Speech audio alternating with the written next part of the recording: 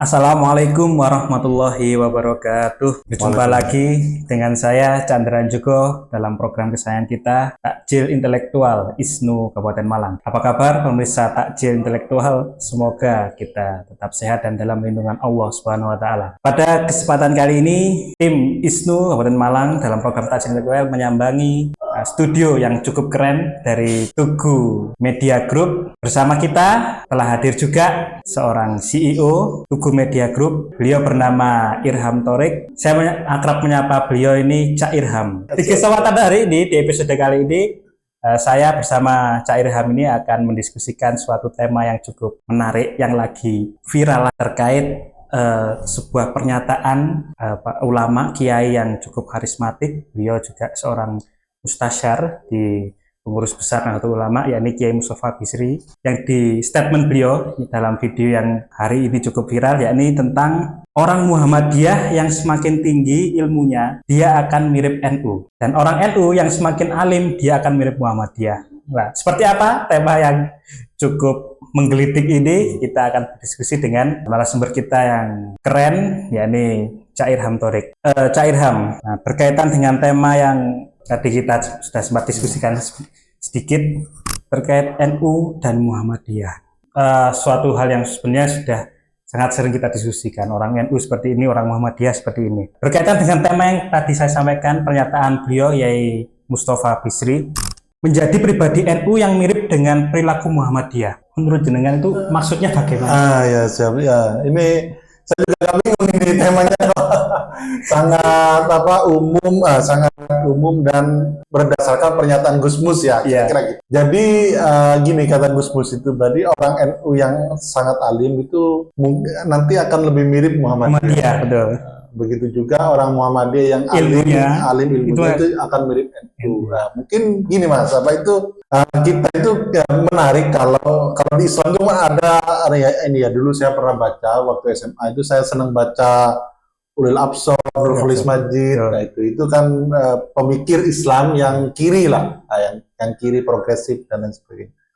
Nah, itu akan ada istilah Islam paripurna. Jadi menjadi Muslim paripurna, gitu, yang paripurna. Yang menurut saya menjadi Muslim yang paripurna itu ya seperti kata Gus Mus itu. Jadi bagaimana bisa menggabungkan dua hal yang baik-baik dari NU dan Muhammadiyah. Kira-kira itu. Jadi kalau dua hal yang baik-baik dari NU dan Muhammadiyah itu digabungkan, itu akan menarik.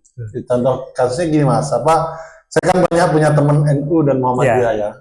NU apalagi, Muhammadiyah juga ada beberapa itu. Jadi kecenderungan orang NU itu kan, orang NU dulu ya, itu kan santai, terus rileks, rokokan, banyak bergerak di kultur, di kultur, ngobrol-ngobrol, yang menganggap agama itu sebagai bukan lelucon, nanti viral bahaya.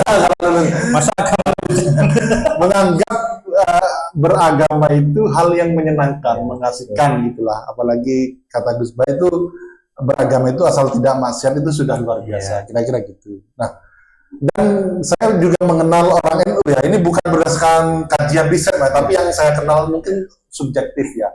Orang Muhammadiyah itu cenderung firm, bergerak sesuai struktur yang telah dibuat.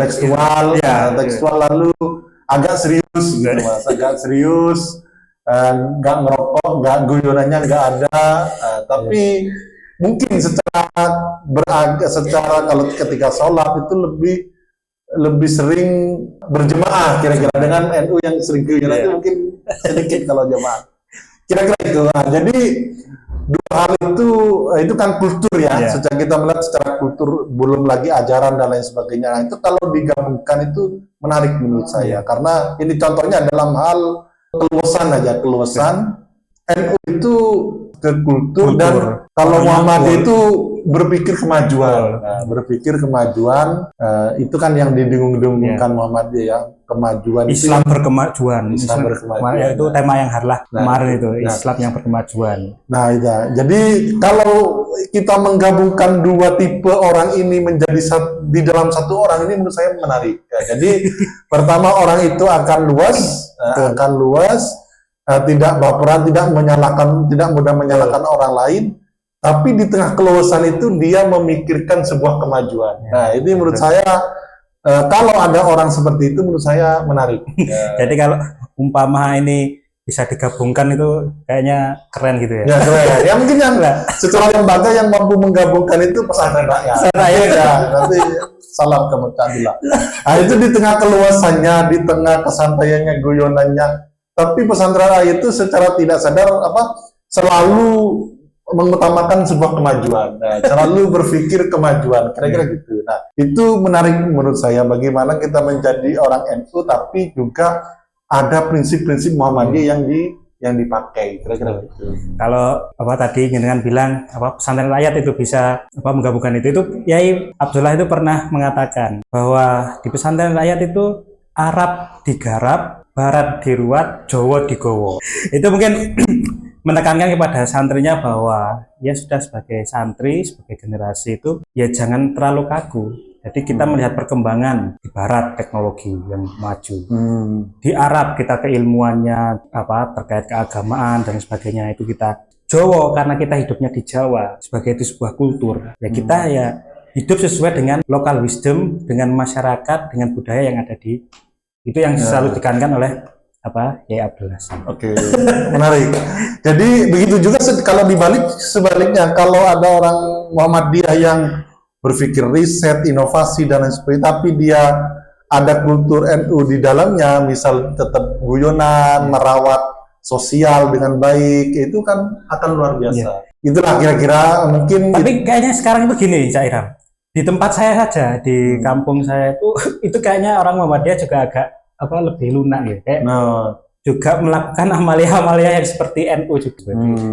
Itu apakah juga terinspirasi oleh kata-katanya beliau Gus Mus tadi, atau itu memang ada unsur lain katanya juga?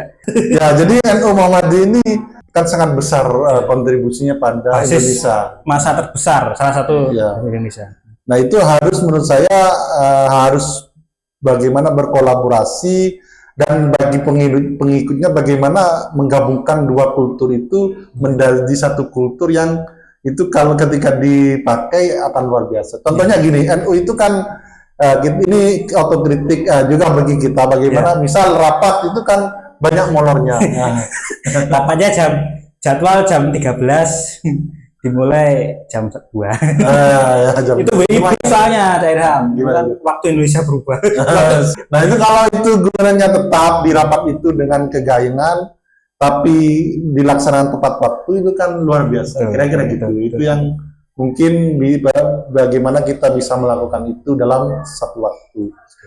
Lalu tapi ada keunggulannya juga NU. NU itu kan saya pernah membaca artikel di Harvard Business Review bahwa orang yang cenderung lunak, cenderung tidak pakem jadi dia bisa meluas, mempunyai keluasan, itu potensi suksesnya itu lebih tinggi daripada orang yang serius. Kira-kira gitu.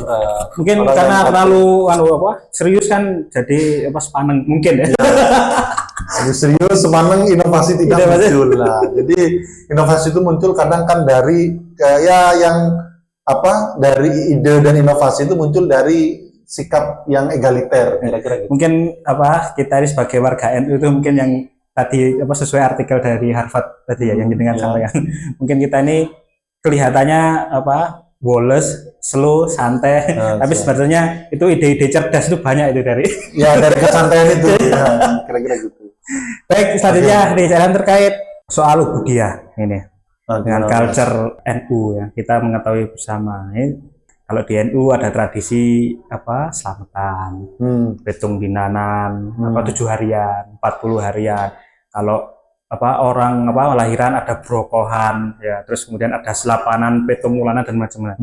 Terus belum lagi urusan sholat ya, mulai dari kalau Fatihah baca Bismillah apa tidak, terus kalau subuhan pakai kunut apa tidak, itu bagian dari culture budaya itu antara NU dengan Muhammadiyah. Kalau Cak Irham sendiri itu melihat hal itu seperti apa? Jika NU dan Muhammadiyah menjadi satu, nah itu kan secara budaya sendiri kan itu sudah berbeda. Oh ya, itu mungkin ini Mas, yang saya bahas ini bagaimana ketika kita menyadari kehidupan di duniawi, urusan duniawi. Tapi kalau urusan sosial lah ya, urusan sosial, urusan bagaimana membangun peradaban, membangun karir. Nah, itu mungkin kalau digabungkan menarik. Tapi kalau ubudiyah itu kan, ini saya bukan ahli fikih Mas, yang benar yang mana saya nggak tahu juga. Tapi mungkin sudah punya dasarnya masing-masing. Maksudnya punya dasarnya itu NU, punya dasarnya ada kunut, pasti ada, lalu selamatan itu bagaimana, kalau kata antropologi akulturasi budaya. Nah, itu bagaimana NU biar diterima orang Jawa itu ya harus ada 7 harian, harus ada brokoan tadi dan lain sebagainya. Itu kan bagaimana NU strategi kebudayaan itu dalam strategi dakwahnya strategi dakwahnya seperti Jagong Maton di pesantren rakyat itu kan juga strategi dakwah. Strategi. Jadi menariknya. Tapi kalau ubudiyah menurut saya ya itu biarkan jalan sendiri-sendiri. Artinya ya sudah, yang sudah berjalan di NU ya sudah, monggo. Yang di Muhammadiyah ya sudah nggak usah terlalu dibenturkan, wong itu ya juga sama-sama ada dasarnya masing-masing. Itu ya, Cak. Betul. Tapi kalau tadi kan dengan urusan sosialnya barangkali itu bisa disinergikan antara yang di NU dan di Muhammadiyah itu kan menjadi keren gitu ya. Ya kayak ini kan ada yang ceramah itu yang pakai sholat subuh pakai kunut, itu boleh, nggak pakai kunut juga boleh. Yang nggak boleh itu yang nggak sholat subuh, kira-kira gitu. Tapi kalau kata Pak Ketua kita, sekarang itu sudah tidak ada perdebatan antara yang kunut sama yang tidak kunut. Lah kenapa? Iya, karena sudah nggak ada yang sholat subuh. Sudah urusan ubudiyah ya sudah, NU monggo seperti biasa, bagaimana Muhammadiyah ya sesuai dengan aturannya masing-masing. Tidak ada perdebatan lagi karena sudah punya dasarnya masing-masing. Selanjutnya, Cak Ilham, terkait inovasi, kemajuan inovasi, jenengan melihatnya di NU dan Muhammadiyah seperti apa? Nah ya, jadi ini kalau inovasi itu sebenarnya secara jargon kan itu miliknya Muhammadiyah. Kemajuan. Tapi belum tentu juga seperti itu, karena kalau dalam jadi peradaban maju itu salah satunya kan karena inovasi. Jadi pesantren rakyat booming, itu kan karena inovasi. Nah, salah satunya mungkin dia pesantren gratis. Pesantren yang menyasar orang menengah ke bawah. Sangat ke bawah.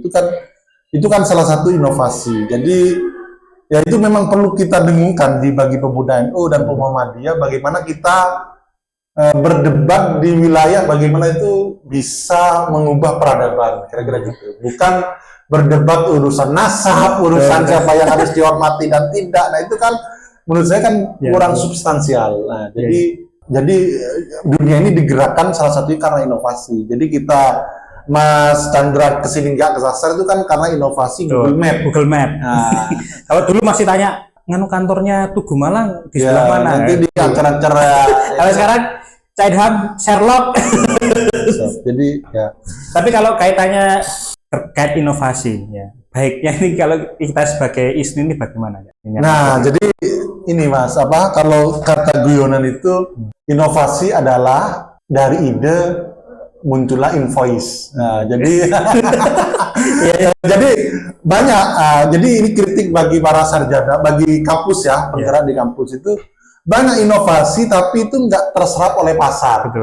Jadi yang nggak bisa dijual lah, kira-kira gitu. Jadi banyak, misal inovasi di bidang pertanian itu kan banyak di UB, di UMM, di UIN, di Unisma itu banyak hal lah. Kalau dulu kita liputan itu inovasi pembelajaran, inovasi apa. Nah, apakah itu bisa dari ide bisa ke invoice? Jadi invoice itu maksudnya berarti laku dijual. Kalau laku dijual itu menunjukkan disukai oleh pasar. Disukai oleh pasar dan ada manfaatnya, Nah, itu yang perlu oleh teman-teman direfleksikan bersama, bagaimana inovasi kita itu benar-benar bermanfaat bagi masyarakat. Dan itu menurut saya ISNU gudangnya harus menelurkan inovasi. Karena ISNU sendiri adalah laboratoriumnya NU yang di situ berisi para pakar, para sarjana, profesor, dokter, Betul.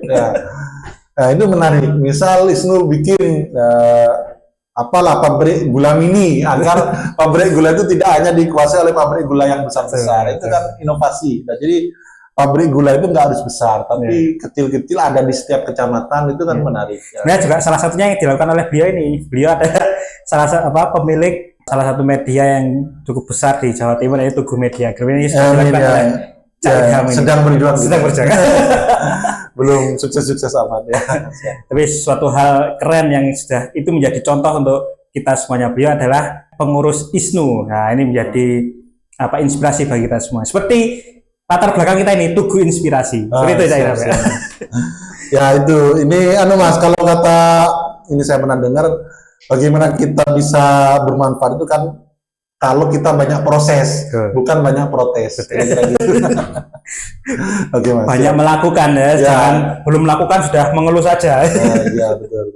Nah, itu yang mungkin spirit NU dan Muhammadiyah itu kalau digabung, yaitu tidak ada orang mengeluh, karena secara ubudiyah itu NU berarti dia bertawakal, jadi dia menyerahkan sepenuhnya kepada Pangeran, tidak bergantung pada makhluk.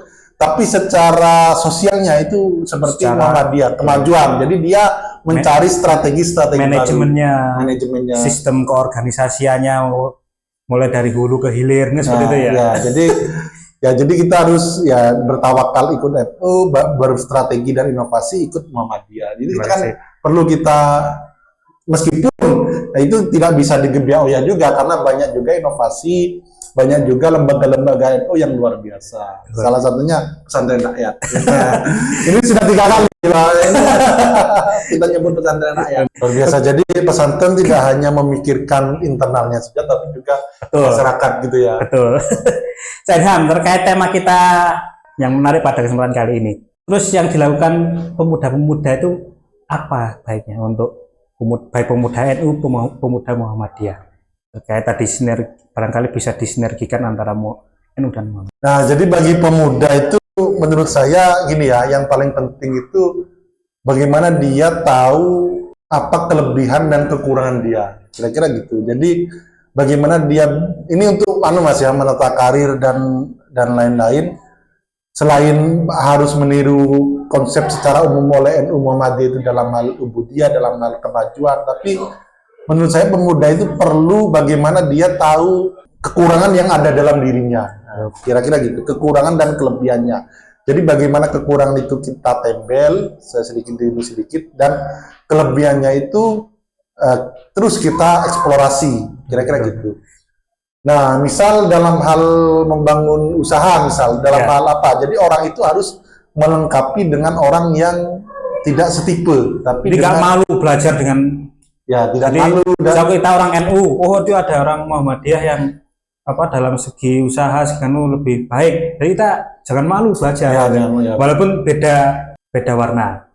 Seperti itu ya, Cai? Ya, menurut saya karena ini ya, tantangan kita sudah sangat besar, jadi sudah tidak relevan lagi kita dalam hal bisnis itu membicarakan NU Muhammadiyah, kira-kira gitu. Oh ya, ini kembali yang perlu dipersiapkan anak muda, kira-kira gitu ya. Jadi bagaimana anak muda itu mampu melengkapi kekurangannya dengan berkolaborasi dengan orang lain, kira-kira gitu. Jadi misal, kan ada tipe ya, di psikologi itu ada 4 tipe orang. Misal ada 4 tipe orang itu sebagai kreator. Misal kreator itu orang yang suka mendirikan sesuatu, kayak tapi orang seperti itu ada kelemahannya di psikologi ya, secara ilmu psikologi itu kelemahannya adalah tidak tertib administrasi, kira-kira gitu, tidak gudruk, tidak terkonsep, tidak terukur, teratur gitu ya. Nah, jadi orang seperti itu harus punya mitra atau punya tim yang bisa mendukung tadi ya, karena beliau sebagai seseorang yang tipe kreator tadi. Ya, kreator itu tidak terstruktur, tidak administrasinya kacau. Nah, itu harus melengkapi orang yang lebih terstruktur, kira-kira gitu. Jadi bagaimana kita perlu melengkapi orang dengan banyak kemampuan, kira-kira gitu. Nah, itu namanya yang disebut kolaborasi. Kira-kira gitu. Tapi menarik juga kolaborasi. Jadi era memang sudah tidak relevan lagi. Itu kan memang sudah tidak zaman lagi. Zamannya memang sekarang ini kolaborasi, saling sinergi satu sama lain. Apa yang ada di kekurangan dalam diri saya itu mungkin ada di orang lain. Itu menjadi suatu hal yang menarik ketika itu menjadi satu. Sahabat program Takjil Intelektual ISNU Kabupaten Malang, sungguh menarik apa yang kita diskusikan pada kesempatan kali ini bersama Cak Irham. Ini adalah CEO Tugu Media Group. Kayaknya kalau ini lanjut ini bisa sampai berjam-jam durasi video kita. Tentunya di episode selanjutnya kita akan membahas tema-tema yang tak kalah menarik. Cak Irham, terima kasih kesempatannya. Siap, terima kasih. Semoga ada manfaatnya kita tema yang cukup ini menggelitik pada episode kali ini. Ya. Semoga banyak ditonton orang NU dan Muhammadiyah. Baik. Okay. Terima kasih atas kesempatannya di studio yang keren di Tugu Media Group. Kita ketemu lagi di program Takjil Intelektual ISNU Kabupaten Malang. Saya akhiri, wallahu muwaffiq ila aqwamit thoriq. Wassalamualaikum warahmatullahi wabarakatuh. Waalaikumsalam warahmatullahi wabarakatuh. Terima kasih. Terima kasih.